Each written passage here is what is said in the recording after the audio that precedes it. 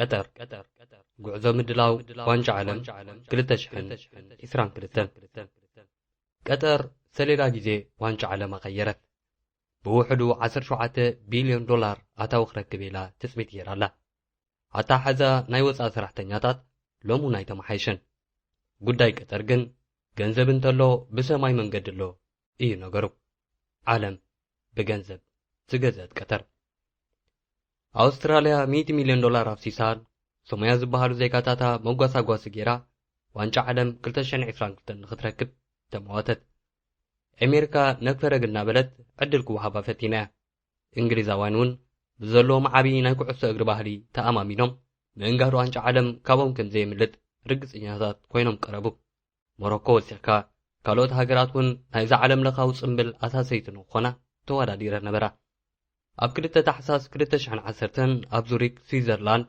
ስማ ዳላዊት ሃገር ብወግዕ ዝውሰነሉ መዓልቲ ኣኸለ ናይ ዓለም ለኻዊ ማሕበር ኩዕሶ እግሪ ፊፋ ናይቲ ግዜቲ ፕሬዚደንት ሰር ፕላተር ናብ መድረኽ ደይቦም ጎረሮም ፀራረጉ ናይ 2022 ዋንጫ ዓለም እንጋዲት ሃገር ቀጠርያ ክብሉ እውን ኣወጁ ብሸኽ መሐመድ ቢን ሐመድ ኣልታኒ ዝምራሕ ናይ ቀጠር ልኡኽ ብደስታ ተሓቋፈ ካብ ስዊዘርላንድ ኣሽሓት ኪሎ ሜትራት ርሒቓ እትርከብ ከተማ ዱሓ ብደስታ ብዝተኸሩ ዜጋታት ኣጥለቕለቐት ብጭፈራ ደመቐት ሼኽ ካብ ሰር ፕላቲን ቀፂሎም ኣብ ዘስምዕዎ መደረ ጽባሕ ምድላዋትና ክንጅምር ኢና በሉ ኣውስትራልያ ኣሜሪካ እንግሊዝ ኮነ ካልኦት መስተንግዶ ዋንጫ ዓለም ንኽወሃበን ትፅቢት ዝነበረን ሃገራት ጥራይ ኢሎም እናጣውዑ ተመልሱ ገንዘብ እንተሎ ብሰማይ መንገዲ ኣሎ ኮነ ዳግም ቀጠር ሜላ ስለ ዝኸኣለትሉ ካብ ናይ ፊፋ ፈጻሚ ስራሕ ኮሚቴ ናይ 22 ኣባላት ድምፂ ብምርካብ ናይ ዋንጫ ዓለም ድግስ መጀመርያ ግዜ ናብ ማእከላይ ምብራቕ ወሰደት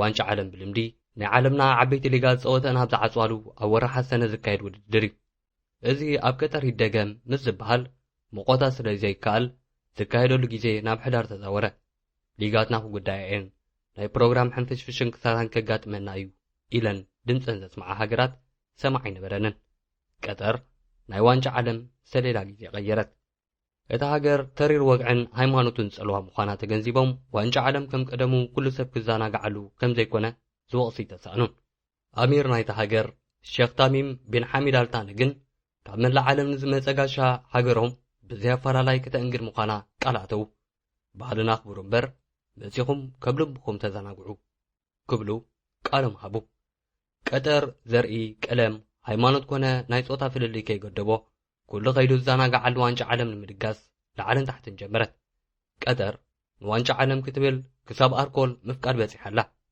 ንምዃኑ ብድሕሪ መጋረጃ ድግስን ምሽብሻብን ዋንጫ ዓለም ናይ ቀጠር ረብሓን ድሌትን እንታይ እዩ ኣብዚ ናይ ሎም መደብና ክንፍትሾ ኢና ሰናይ ምክትታል ሬድዮ ኤረና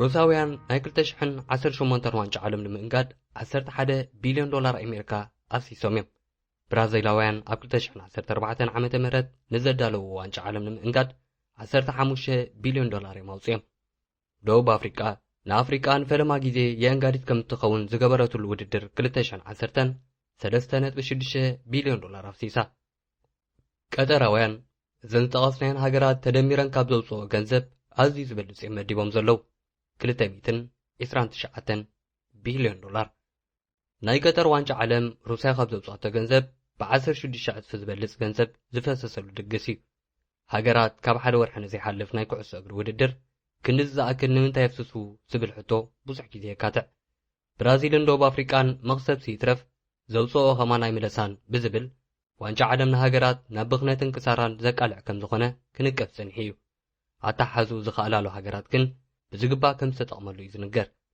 ፊፋ ከም ዝብሎ ዋንጫ ዓለም ቀጠር 2022 5 ቢልዮን ህዝቢ ዓለም ክከታተሉ እዩ ቀጠር ካብ ዝምድላው ብውሕዱ 17 ቢልዮን ዶላር ኣታው ክገብር ኢላ ትፅቢት ኣሕዲራ ኣላ ሃገረ ቀጠር ከባቢ 1 ሚልዮን ወፃእተኛታት ኣጋይሽ ንምቕባል ዝተዳለወት ክትከውን እንከላ ነዚ ውድድር ንምትእንጋድ ብዝሰርሓቶ ትሕተ ቅርፅታት ኣብ ዝቕፅል ዓመታት ቱሪዝማ ይኹን ሓፈሻዊ ቁጠባ ክመሓይሽ ተስፋ ኣንቢራ ኣላ ቀጠር ዋንጫ ዓለም ንምድላው 8 ስታድየማት ካብ ምህናፅን ምሕዳስን ብተወሳኺ ኣዝዮም ምዕቡላት ናይ ትሕቲ ቅርፂ ኣውታራት ዘርጊሓላ ንህንፀት ስታድየም ጥራይ ክሳብ 6.5 ቢልዮን ዶላር ፈሲሱ 36 ቢልዮን ዶላር ድማ ንመጓዓዝያን ካልኦት ቅርጽታትን ወጻኢ ኮይኑ ናይ ቀጠር ናይ ሆቴል ኢንቨስትመንት ክሳብ 15 ቢልዮን ዶላር ወጻኢ ተገይርሉ ፐርል ዝበሃል ኣዝዩ ብዙሕ ህዝቢ ክዘናግዓሉ ዝኽእል ሆቴል እውን ሃኒጻ ኣላ ቀጠር ንዋንጫ ዓለም ክትብል ስታድየም ካብ ምህናጽ ሓሊፋ ሓድሽ ከተማ ክሳብ ምህናጽ በፂሓ እያ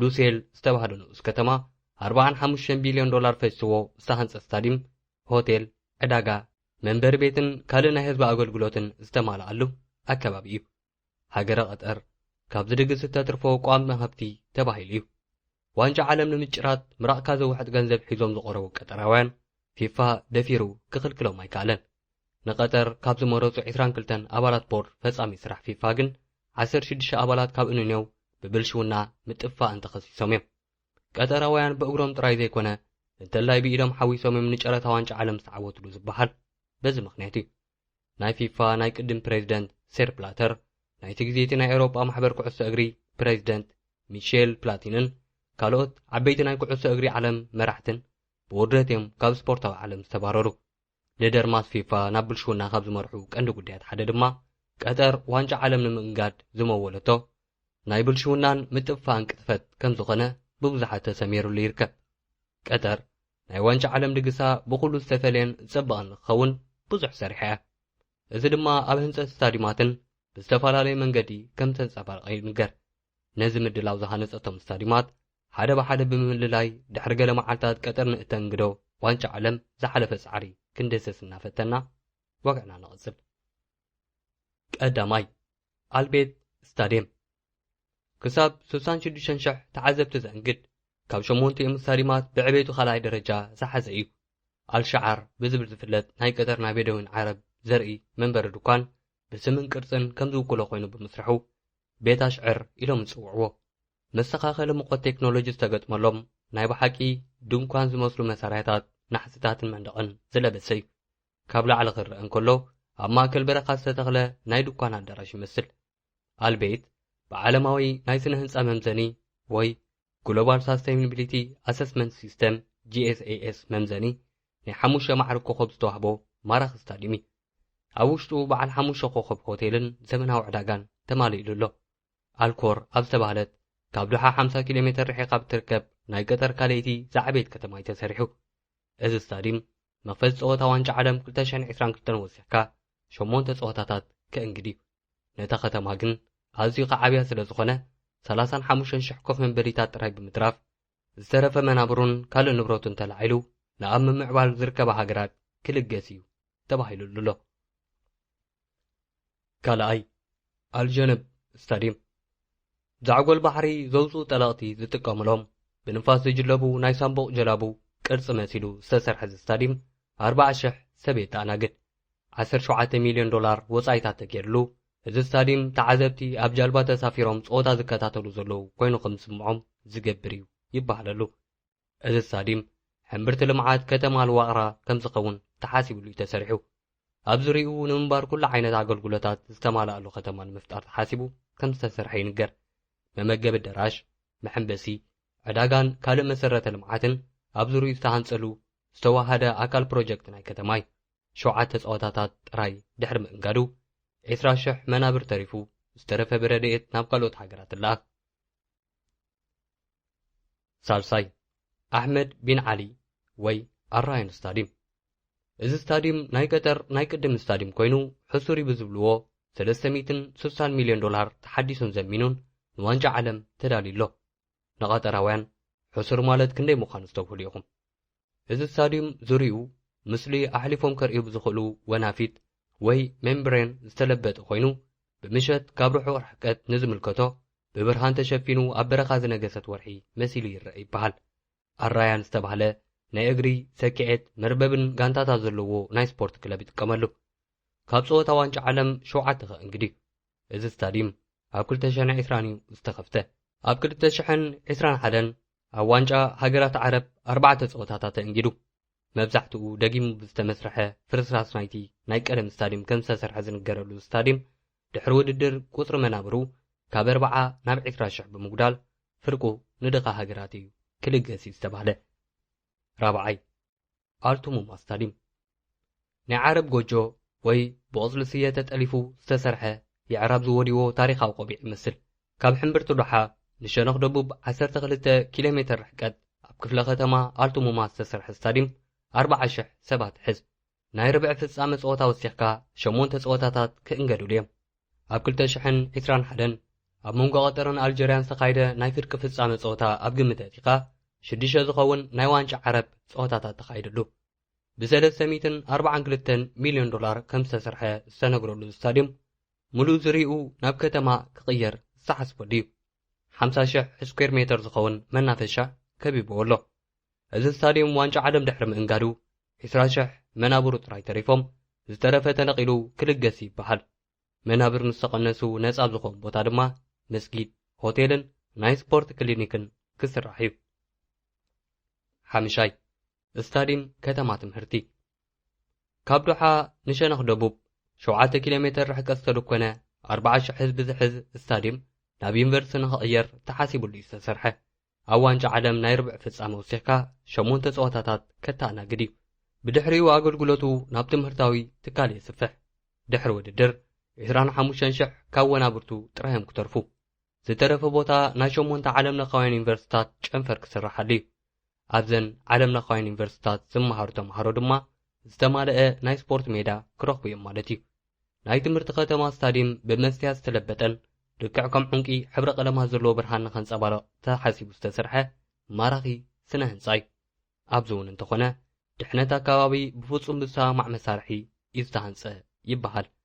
ኣብ 2020 ናይ ፊፋ ናይ ክለባት ዋንጫ ዓለም እንግዲ ኣብ 2021 ድማ 5 ጸወታታት ዋንጫ ዓረብ ተኻይደሙሉ። እዚ ስታዲየም $700 ሚልዮን ዝፈሰሰሉን ዕንቁ በረኻ እናተባህለ ዝጽዋዕን እዩ። 6 ከሊፋ ዓለም ለኻዊ ስታዲየም ብስም ኣቐዲሞም ብዝሞቱ ኣሚር ከሊፋ ቢን ሐሚድ ኣልታኒ ይጽዋዕ። ኣብ 1976 ዝተሰርሐ ስታዲየም ኣብ 1992 ቀጠርቲ ዓዋቲ ዝኾነትሉ ዋንጫ ሃገራት ወሽመጥ ዘተኣናገደ ታሪኻዊ ስታዲየም እዩ። ኣብ 2006 ናይ እስያ ጸወታታት ንምእንጋድ ተባሂሉ ቁጽሪ መናብር ናይ ስታዲየም ካብ 20 ናብ 40,000 ክብከም ዝብል ተገብረ። ናሕሲ እውን ተገብረሉ። ሕጂ ድማ $374 ሚልዮን ወጻኢ ተገይርሉ ንዋንጫ ዓለም ተዳልዩሎ። ኣብ ዋንጫ ዓለም ሳልሳይ ተዓዋቲ ንምፍላጥ ዝግበር ናይ ደረጃ ጸወታ ወሲኽካ 8 ጸወታታት ከተኣናግድ እዩ። ኣብ 2021 እውን ናይ ፓን ዓረብ ጸወታታት ተኻይዱሉ እዩ። ኣብ 2019 ናይ ሻምፒዮን ኣትሌቲክስ ዓለም ከእንግድ ተራእዩ። ናይ 2020 ናይ ፊፋ ውድድር ዋንጫ ክለባትን ካልእ 4 ጸወታታትን የእንጊዱ ነይሩ። ኣብ ማእከል ዶሓ ዝተሰርሐ ስታዲየም ዙርኡ መዘናግዒታትን ትሕተ ቅርጻታትን ዝኸበብዎ እዩ። ኣማድ ማእከል ስፖርታዊ ምሕንባስ፣ ኣስፓየር ሚነራል፣ ቪላጆ ኣዳራሻት ዕዳጋ ከምኡውን 150 ሜትሮ ዝኸውን ብጃልባ ዝዛወርሉ ናይ ውሽጢ ገዛ ቦይንግ ኣብ ከባቢ ስታዲየም ክዛወሩ ዝኽእሉ በጻሕቲ ሃገር ዝረኽብዎም መስሕባት እዮም። 7 ራስ ባዓቡድ ወይ ስታዲየም 974 ናይዚ ስታዲየም ኣገራምነት ዝጅምር ካብ 974 ናይ መርከብ መጓዓዚ ንብረት ኮንቲነራት ስለ ዝተሰርሐ ክኸውን ከሎ ዋንጫ ዓለም ድሕሪ ምዝዛሙ ድማ ሙሉእ ብሙሉእ ፈሪሱ ዝለዓል ምዃኑ እዩ። ክሳብ ናይ ውዲቕካ ምሕላፍ ዙር 7 ናይ ዋንጫ ዓለም ጸወታታት ከእንግድ እዩ። ነዚ ድግስ ተባሂሉ ጥራይ ስለ ዝተዳለወ ኣብ መጨረሻ ክፈርስ እንከሎ ኣብ ቦትኡ ብወደብ ትካእ ብናይ ዓለም ናይ ህንፃን ከባቢያዊ ድሕነትን መምዘኒ GSAS 4 ኮኸብ ዝተዋህቦ ክኸውን እንከሎ ኣብ ዋንጫ ዓረብ 2021 ናይ መኽፈቲ ጸወታ የእንጊድ እዩ። 8 ሉሴይል ስታዲየም ሉሴይል ስታዲየም ጥራይ ዘይኮነ ሙሉእ ከተማ ዘካተተ ፕሮጀክት እዩ። ናይ ፍጻመ ጸወታ ዋንጫ ዓለም ሓዊስካ 6 ጸወታታት ኣብዚ ስታዲየም ንኽካየዱ ቆጸራ ተታሒዙሎም ኣሎ። $767 ሚልዮን ዝኣክል ገንዘብ ዝወጸሉ ኮይኑ ናይ የዕራብ ፋኑስ ወይ ሒላብ መሲሉ ከም ዝስራሕ ተገይሩ። ሉሴል 80,000 ህዝቢ ብሓደ ግዜ ይሕዝ። ድሕሪ ውድድር ዋንጫ ዓለም 40,000 መናብርቱ ከቕንሱ እዮም። እቲ ዝተረፍ ቦታ ክሊኒክ፣ ዕዳጋን መዘናግዕን ክስራሕ እዩ። ሉሴል ስታዲየም ካብ ዳሓ ኣብ 23 ኪሎ ሜትር ርሕቀት ን450,000 ሰባት መንበሪ ተባሂላ ንእትስራሕ ከተማ ቀንዲ ስልማት ንክኸውን ተሓሲቡ ዝተሰርሐ እዩ። እታ ከተማ ልክዕ ከም ስታድየም ንዋንጫ ዓለም ተባሂላ ዝተሰርሐት ከተማ እያ ክበሃል እንከሎ ግርምቲ የወድእ። ቀጠር ታሕሳስ 2010 ዋንጫ ዓለም ንኽተአንግድ ዕድል ክወሃባ እንከሎ ካብ ሓደ ስታድየም ወፃኢ ካልኣይ ነበራን። ኣብ ውሽጢ 12 ዓመታት ነጽምብል ዝኾኑ ዝተረቐቑን ኣዝዮም ዘመናውያን ዝኾኑ ስታድየማት ሰሪሓ ንምጥንቓቕ ከቢድ ሓላፍነት ተሰከመት።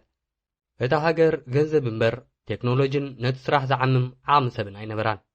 በዚ ድማ ህንድ፣ ባንግላዴሽ፣ ኔፓል ናብ ዝኣመሰላ ሃገራት ኣማዕድወት። ብውሕድ ገንዘብ ተቖፂሩ ዝሰርሕ ዓቕሚ ሰብ ንምቕራብ ሽግር ዘይነበረን እዘን ሰለስተ ሃገራት ናይ ጉልበት ሰራሕተኛ ብእልፊ እናተመልመለ ወሓዘ።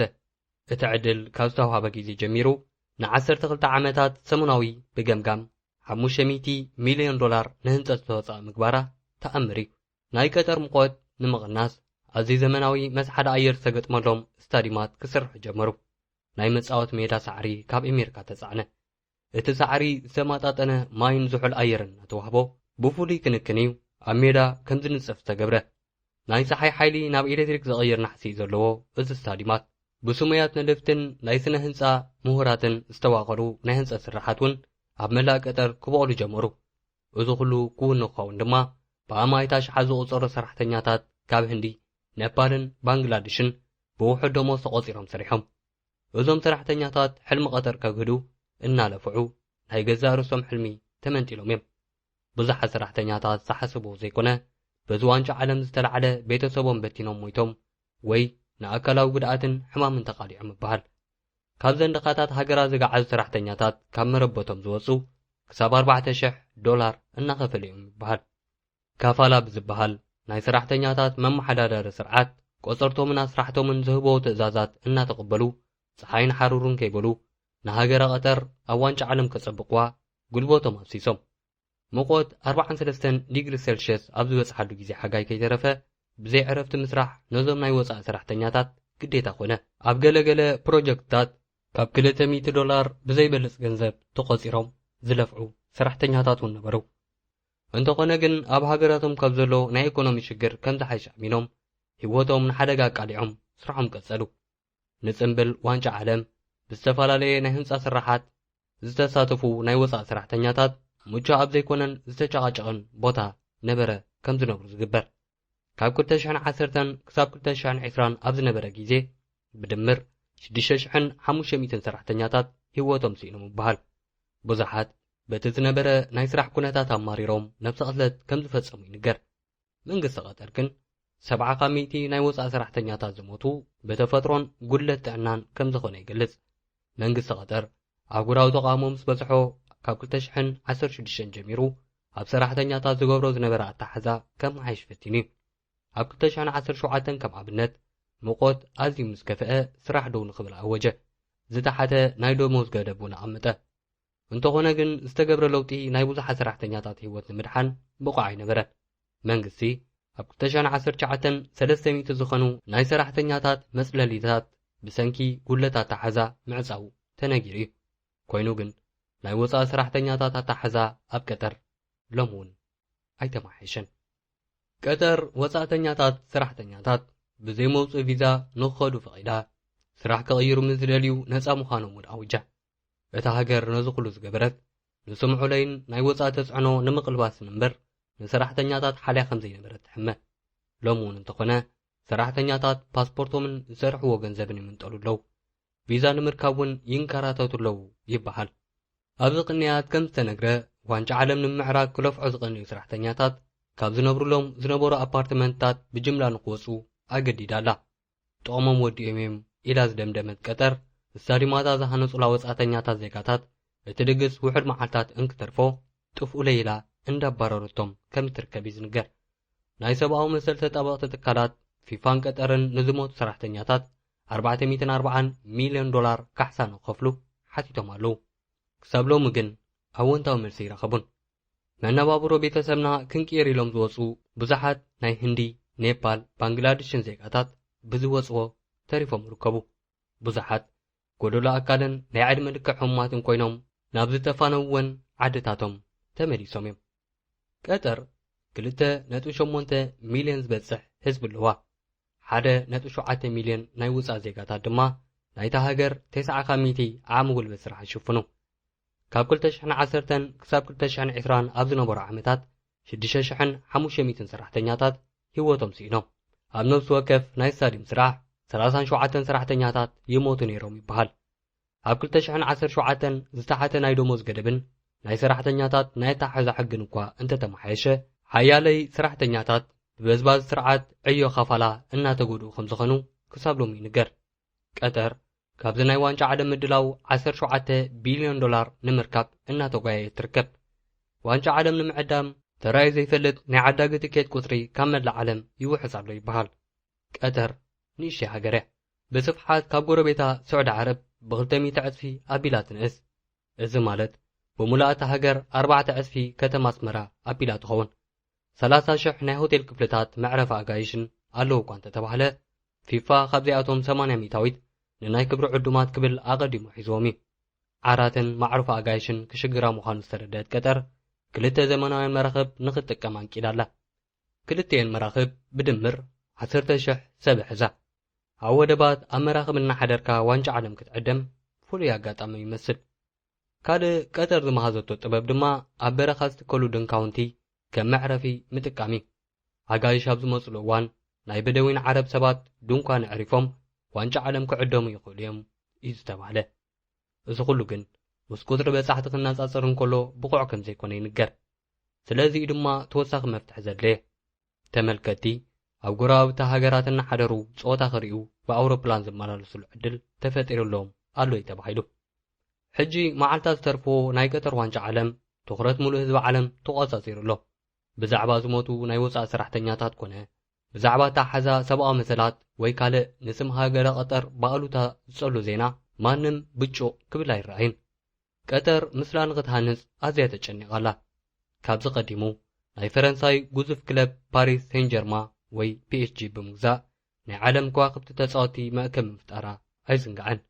ሕጂ እውን እዛ ክለብ ሊዮኔል ሜሲ፣ ኔይማር፣ ምባፔን ካልኦት ዝኣመሰሉ ከዋኽብቲ ተጻወትን ዝሓዘት ካልእ ናይ ቀጠር ገጽታ ምህነጺት እያ።